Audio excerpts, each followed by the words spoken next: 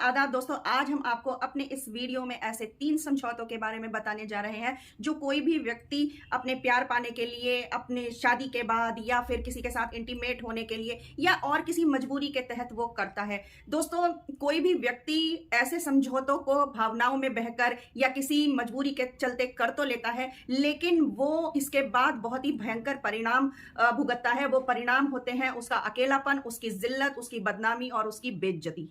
मैं भी बहुत अजीब हूं और इतना अजीब हूं कि बस, मैं भी बहुत अजीब हूं और इतना अजीब हूं कि बस खुद को तबाह कर लिया और मलाल भी नहीं। दोस्तों, हम जिन 3 समझौतों की बात करने जा रहे हैं उनमें सबसे पहला है आत्मसम्मान। दोस्तों, किसी का प्यार पाने के लिए ना कभी भी अपने आत्मसम्मान को ना गिराएं, क्योंकि अगर किसी व्यक्ति का आत्मसम्मान गिर जाता है तो ये समझिए कि उसकी आत्मा गिर जाती है और वो सिर उठाने लायक नहीं बचता। उस मनुष्य की स्थिति उस फड़फड़ाते दीपक के लौ की तरह होती है जो सिर्फ और सिर्फ फड़फड़ाता ही है, वो कर कुछ नहीं पाता। वो ना तो रिएक्शन दे पाता है और ना ही कुछ एक्शन कर पाता है। क्यों? क्योंकि आत्मसम्मान को तो उसने दूसरों के कदमों में रख दिया। भाई, कितनी बेइज्जती कर लो, कितना ही दुत्कार लो, कैसे भी कर लो, 4 जूते मार लो, लेकिन मेरी जिंदगी में बने रहो।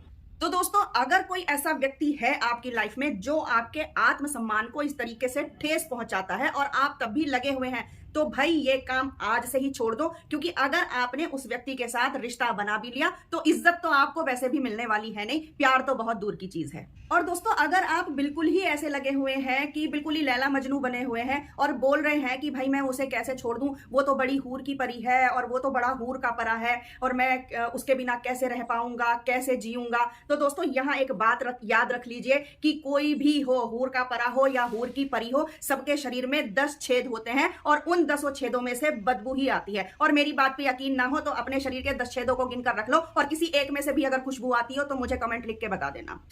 इसलिए कहती हूं दोस्तों कि इंद्रियों के चक्कर में मत आओ। ये इंद्रियां तुम्हारे आत्मसम्मान को नहीं समझेंगी, आत्मसम्मान को समझेगी तुम्हारी विवेक बुद्धि। इसलिए अपनी विवेक बुद्धि से काम लो और अपने आत्मसम्मान को कभी गिरने मत दो। दोस्तों, कुछ लोग ईगो और आत्मसम्मान में फर्क ही नहीं कर पाते हैं और वो अपने ईगो को ही आत्मसम्मान मान बैठते हैं। खैर, इस बात पर किसी और दिन बात करूंगी। आज इतना बोल रही हूं कि आत्मसम्मान को अपने कभी गिरने मत देना किसी का झूठा प्यार पाने के चक्कर में, झूठी चीजें पाने के चक्कर में। दोस्तों, अब बात करते हैं दूसरे समझौते की। दूसरा समझौता है करियर, जॉब, अपॉर्चुनिटी और पढ़ाई से रिलेटेड।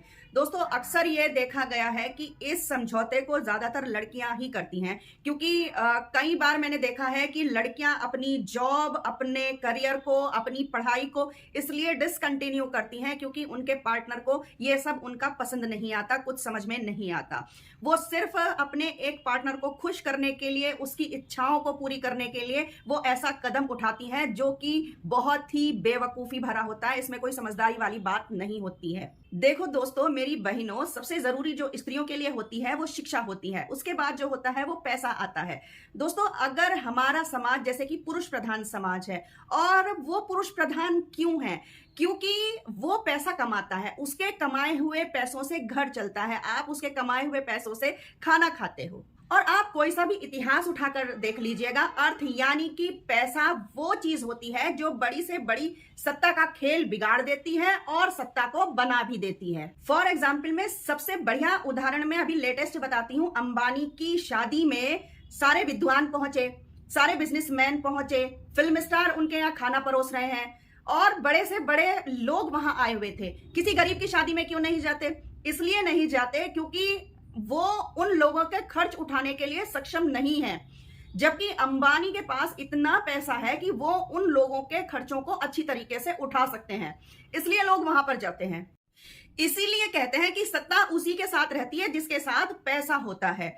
और दोस्तों, लड़के हो या लड़की, किसी को भी अपनी करियर से समझौता नहीं करना चाहिए, अपनी जॉब से समझौता नहीं करना चाहिए, अपने फ्यूचर, अपनी पढ़ाई से समझौता नहीं करना चाहिए। अगर आपके पास ऐसा पार्टनर है जो आपको ये कहता है कि आप अपने करियर से समझौता कर लो, अपनी जॉब से समझौता कर लो, तो भैया बिल्कुल भी मत करो। क्योंकि दोस्तों, अगर घर में रहकर लड़की खुद को प्रताड़ित समझती है इन सब चीजों के लिए, तो लड़कों को भी तानों की डबल मार सहनी पड़ती है। एक तो उसके घर वालों की, अपने घर वालों की, और साथ ही साथ दुनिया वालों के उसे ताने सहने पड़ते हैं। वो बिल्कुल मुंह पे बोल देते हैं, देखो देखो नल्ला नल्ला आ रहा है नल्ला। तो इस तरीके की जो है चीजें ना करें, ऐसा समझौता ना करें। तीसरा समझौता है दोस्तों कि किसी के भी बहकावे में, किसी के भी प्यार के चलते अपने रिलेशंस को ना खोएं, क्योंकि कोई भी अगर अच्छा व्यक्तित्व है तो वो रिलेशंस को बनाकर रखने में विश्वास रखता है, ना कि तोड़ने में। दोस्तों, रिश्तों को तोड़ना ना सिर्फ 2 मिनट का काम है। 2 मिनट में ना रिश्ते इधर के उधर हो जाते हैं, लेकिन रिश्तों को बनाकर रखने में वक्त लगता है, कभी कभी 10 साल तक लग जाते हैं। दोस्तों, मैंने बहुत से लोगों को देखा है कि जो अपने रिलेशंस को तो बनाकर रखेंगे, लेकिन अपने पार्टनर के रिलेशंस पर बैन लगाने की कोशिश करेंगे या बिल्कुल बैन लगा देंगे। और दोस्तों, रिश्तों को बैन भी ना करे तो वो अपने पार्टनर के रिलेशंस को इंपॉर्टेंस ही नहीं देखा। मैंने दोस्तों कई सारी लेडीज को ये कहते सुना है कि वो अपने पार्टनर पर उस टाइम पर जो है वो दबाव डालती हैं समझौते के लिए, जब उनका पार्टनर उनके पास सेक्स के दौरान आता है। तब वो कहती हैं कि तुम्हें अपनी माँ से मतलब नहीं रखना, तुम्हें अपनी बहन से मतलब नहीं रखना, अपनी भाई से नहीं मतलब रखना, उनके बच्चों से मतलब नहीं रखना। और उस टाइम पर जो है वो पुरुष को मजबूर करती हैं। दूसरा जो है, महिलाएं कभी कभी पुरुषों को तब भी दबाव डालती हैं जब वो उन्हें प्रॉपर टाइम नहीं दे पाते हैं, तब भी वो उसके अपने रिश्तों को तोड़ने की बात करती हैं। दोस्तों, मैंने कुछ पुरुषों को भी इसी तरीके से देखा है कि वो अपनी वाइफ की तरफ के रिलेशंस को अहमियत नहीं देते और 24 घंटे उनकी टांग खिंचाई में लगे रहते हैं और उनमें दोषारोपण करते रहते हैं। दोस्तों, ऐसा बिल्कुल भी ना करें। अगर ये चीजें हैं तो ये छोड़ दीजिए, क्योंकि ऐसा करने से अगर आप सोचते हैं कि आपका पार्टनर आपके खुद के रिलेशंस की इज्जत करेगा, तो शायद आप बेवकूफी करते हैं और ऐसा करने से आपकी खुद की इज्जत भी अपने पार्टनर की नजरों में गिर जाती है। दोस्तों, यदि मैं अपनी बात करूं तो हमारी जो है वो लव अरेंज मैरिज हुई है, और उस टाइम पर हमने शादी के बाद कुछ चीजों को जो है वो डिसाइड किया था। वो ये था कि जो भी हमारे घर में आएगा, क्योंकि लव मैरिज हुई थी तो भाई कुछ चीज़ों को जो है वो क्लियर कर लेना ही सही रहता है। तो हमने उस टाइम पर फैसला किया था कि हमारे घर में जो भी मेहमान आएगा, वो चाहे आपके घर की तरफ से आए या मेरे घर की तरफ से आए, सबको समान ट्रीटमेंट मिलेगा, एक जैसा ट्रीटमेंट मिलेगा, एक जैसा वेलकम मिलेगा।